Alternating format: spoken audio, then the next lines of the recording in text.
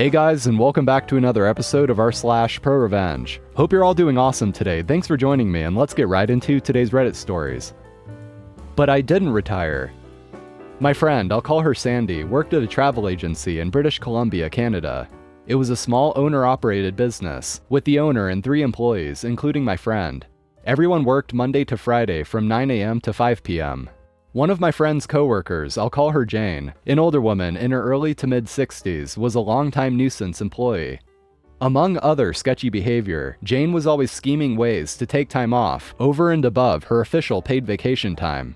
In order to make up for the lost hours, she would claim overtime hours/pay by supposedly going into the office in her off hours to finish up work without being requested by the owner to do so. Despite being caught in her own lies on a number of occasions and being warned about trying to claim for unsanctioned overtime, the owner of the travel agency was reluctant to officially reprimand Jane or get rid of her. The reason being is, the owner discovered after she had hired Jane that Jane had actually been fired from her previous job at another local travel agency for pulling the same stunts. However, Jane had sued her former employer for unfair dismissal and had won a settlement. After a few years of my friend Sandy working at the travel agency, the owner was ready to retire and offered to sell the business to my friend. Sandy took her up on the deal and took over the business, while keeping on Jane and the other employee. Once again, just as the previous owner was afraid to get rid of Jane, so was Sandy for fear of being sued. When Sandy took over the business, she instituted guidelines regarding taking time off, and she established an official no overtime policy. Jane would still try with her shenanigans, but was far less successful in getting what she wanted with my friend in charge. However, Jane still had one trick up her sleeve when she wanted to take time off on a whim. Sandy was a divorced single mom of 2 boys, who were heavily involved in youth hockey. She would sometimes leave the office an hour or 2 before closing to get to her boys' hockey practice or a game. In order to avoid requesting in person and potentially being denied, Jane would wait for Sandy to be out of the office to book a day off if she didn't feel like coming into work or had made plans. Sandy would then arrive at work the next morning only to discover that Jane wasn't coming in. Despite this happening a number of times, Sandy would usually let it slide, since there was now a definite no overtime policy. Therefore, Jane could no longer claim to come into work on the weekend or after hours in order to try and make up for the day off. She would either miss out on a day's pay, in turn saving Sandy money as the owner, or it would come out of her remaining paid vacation days. Moreover, 2 people in the office at one time could usually handle everything. Jane not coming in was really a no-loss situation for Sandy. There was one time, however, when Sandy was going to be away for 1 or 2 days just before the weekend to take her boys to a hockey tournament. She told both Jane and the other employee, both verbally and in writing, that they could not book time off for the dates in question since she would be away, and needed both of them in the office. Within a few days of giving this notice, Sandy went into the office on a Saturday to do some paperwork and go through the sales for the week. This is when she discovered that only the day before, Jane had booked a trip for her daughter and son-in-law to Las Vegas, as well as a plane ticket in her name to Calgary, where her daughter lived. Both the trip to Vegas and the ticket to Calgary coincided with the dates Sandy would be out of the office. Sandy then checked the vacation booking schedule to further discover that Jane had indeed booked the days off that she had expressly been told she couldn't have. Not mentioning she had discovered the travel Jane had booked for herself and her daughter, Sandy emailed Jane telling her she would have to deny her the days off, since she had already been told they were unavailable because Sandy would be away and needed Jane in the office.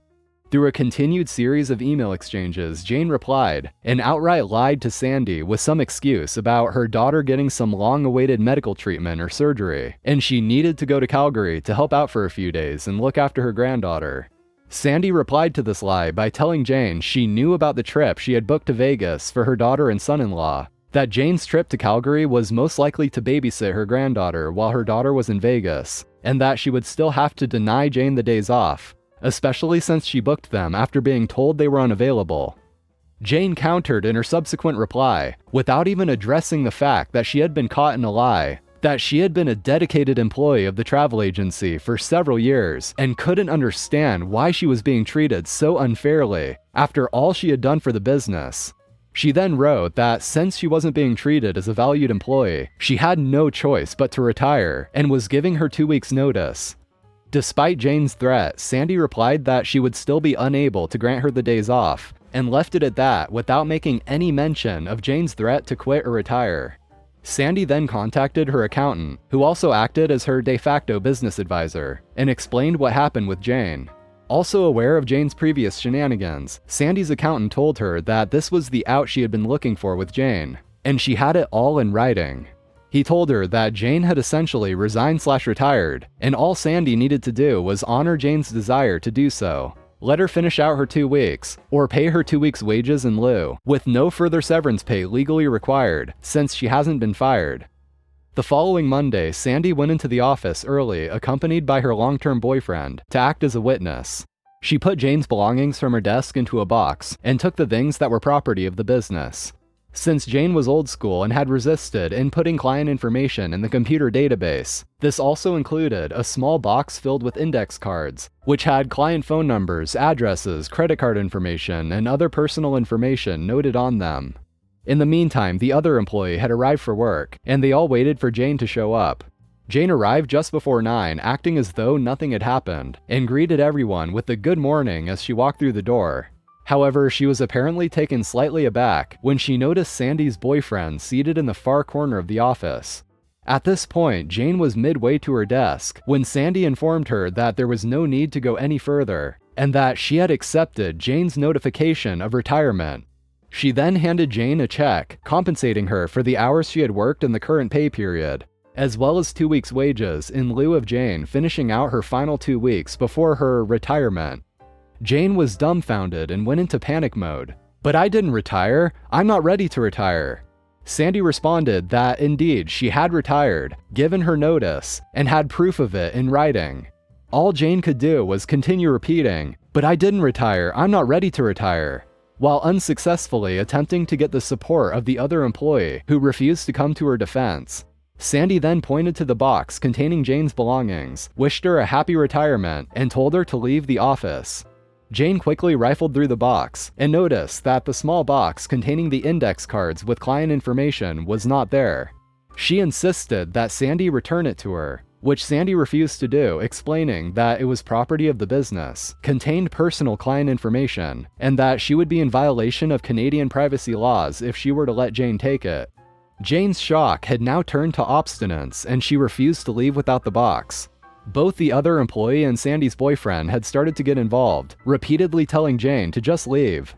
Sandy then informed Jane that if she didn't leave, they would have to call the RCMP, Canadian Police. At which point, Sandy's boyfriend dialed 911 to inform the dispatcher of a disgruntled former employee at XYZ Travel Agency who was refusing to leave the premises.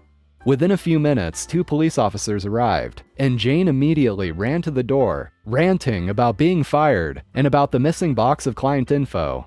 In order to de-escalate the situation, one police officer told Jane to come outside and explain to him her side of the story. The other officer remained in the office to hear Sandy's side of the story, agreeing that Jane was not legally entitled to the box of client info.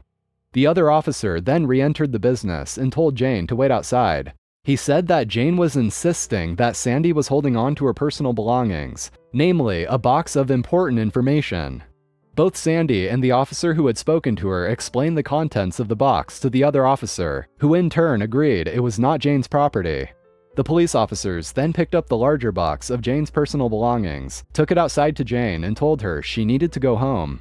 To rub salt in Jane's wounds, Sandy put up a large sign in the window of the business, congratulating Jane on her retirement, and even put a small announcement in the local newspaper doing the same thing. The icing on the piece of revenge cake was, Sandy, when filling out the necessary government forms for when an employee quits, gets fired, or retires, made sure to check the box labeled retired for the reason for Jane no longer being employed.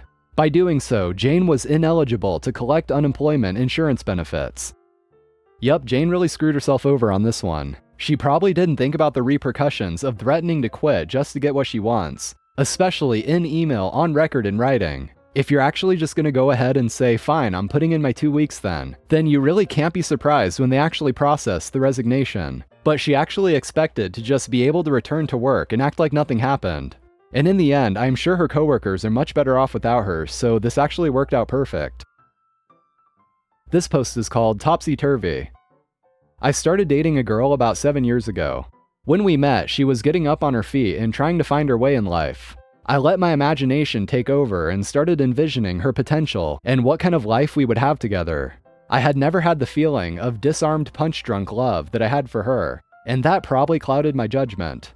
Throughout our time together, she would reach out and ask for money for things, repairing a car, paying a bill, etc.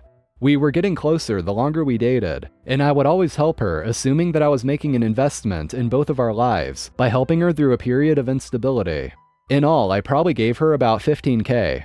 After about 4 years of this, I finally popped the question. She accepted, and we were married after a brief engagement.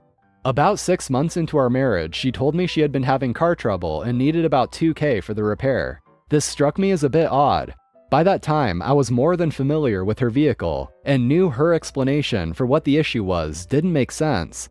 One evening, after she went to sleep, I went and had a look at the part of the car she had said was faulty. No issue.